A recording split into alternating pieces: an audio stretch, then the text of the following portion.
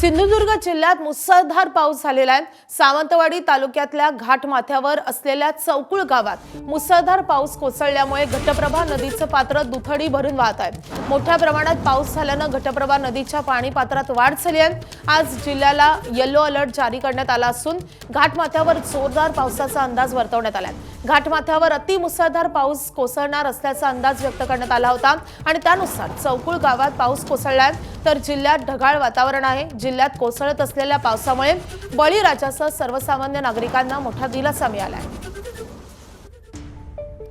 आपले प्रतिनिधी सदाशिव लाड सध्या आपल्या सोबत आहेत। सदाशिव, मान्सूननं दमदार अशी हजेरी लावल्यानंतर आता तिसऱ्या दिवशी कसा पाऊस कोसळतोय सिंधुदुर्गात?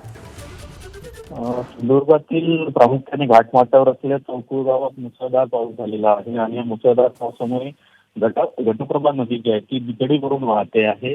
जिल्ह्यात सर्वत्र गेले 2 दिवस पाऊस मध्यम स्वरूपाचा पाऊस कोसळलेला होता, मात्र आज सकाळपासून पाहिलं असेल तर जिल्ह्यात ढगाळ वातावरण आहे, मात्र घाटमाथ्यावर पाऊस कोसळतो आहे। घाटमाथ्यावर असलेल्या चौकुळ गावाला मोठ्या प्रमाणात पाऊस कोसळल्यामुळे त्या ठिकाणची घटप्रभा नदी ही दुथडी भरून वाहताना आपल्याला दिसते आहे।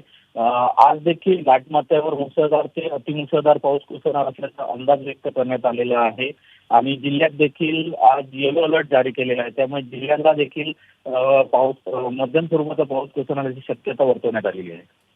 नक्कीच पहिल्याच पावसात नदीचे रौद्र रूप पाहायला मिळत आहे, त्यामुळे सिंधुदुर्ग जिल्ह्याला आता पुन्हा एकदा अलर्ट जारी करण्यात आला आहे। या संदर्भातले अपडेट तुमच्याकडून जाणून घेत राहू।